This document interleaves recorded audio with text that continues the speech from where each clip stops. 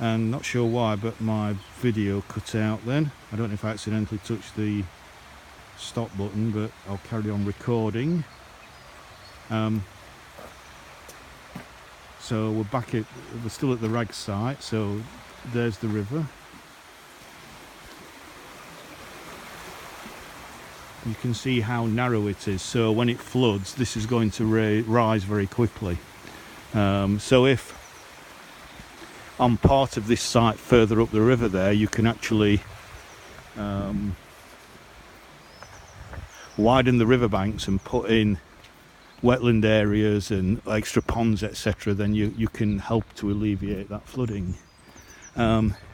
This building here, even though it's quite modern, I've often thought one of the big things about the Loxley Valley is that, you know, it's a very historical site in Sheffield, but there's no kind of centre for the history of the place, and its connections with Robin Hood and all that kind of thing.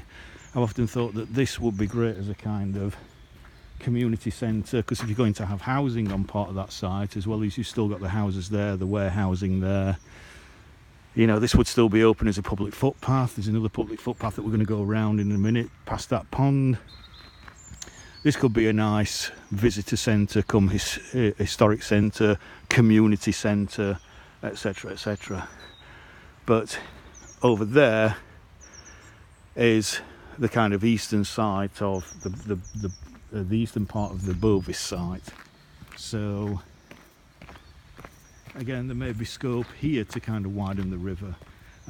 Scope maybe to, again, maybe there is scope for a small amount of housing around here.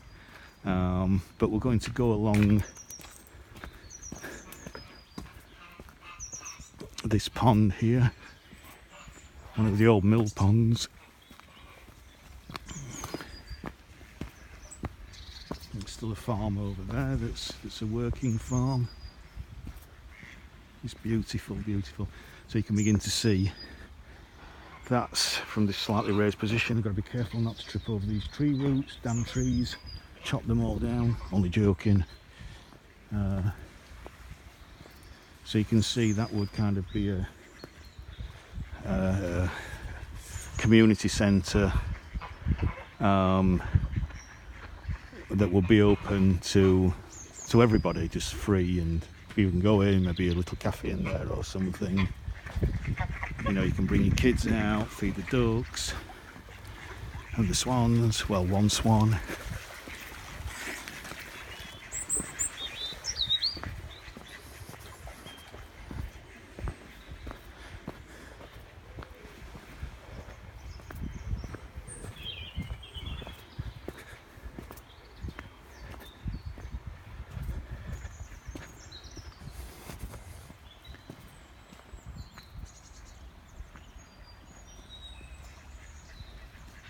Just such a pretty sight for such a wonderful attraction, because I have this vision in my head, and I find it hard to go into detail to express that vision. Maybe need somebody to kind of reinterpret it for me and to be able to write it down or draw it up. But the best thing I can do is just to ask people to keep in mind, if you've visited the butterfly farm in Rotherham, that is basically the template for what we're looking at, because there are wildlife areas there as well as farm animals and a few exotics such as meerkats, etc., as well as otters and I think there's some lemurs there now. They've got some lemurs there, and the kids absolutely love it.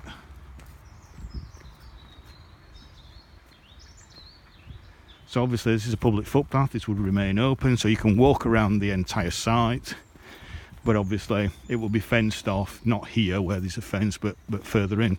So we'll come into these warehouses now on the eastern side of the site. I envisage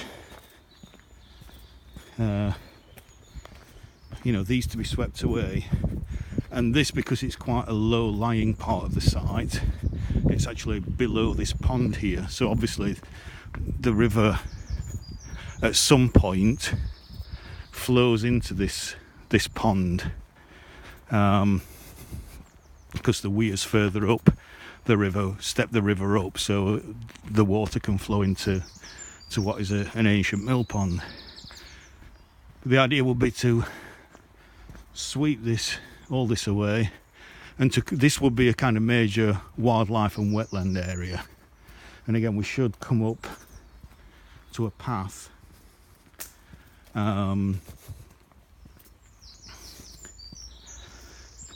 very shortly, which would allow us access into this site. Just get a glimpse through there. So this would be almost entirely put back to nature, having footpaths. Think of a very mini version of Potterick Car. So if you've been out to Potterick Car, that's 600 acres. This site, which is probably just a few acres, would be, again, this is the kind of stream that's feeding the pond that we've just walked past.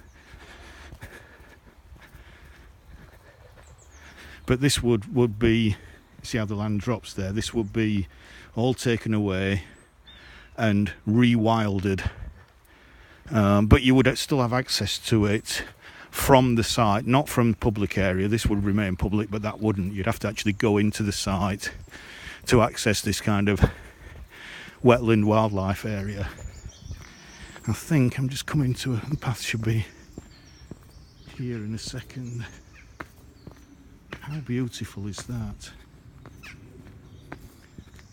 Why would you not want to come here?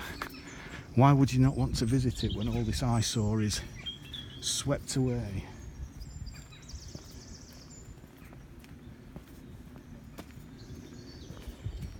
So part of rewilding this would be to help to alleviate flooding. It would obviously be the first thing to flood when you get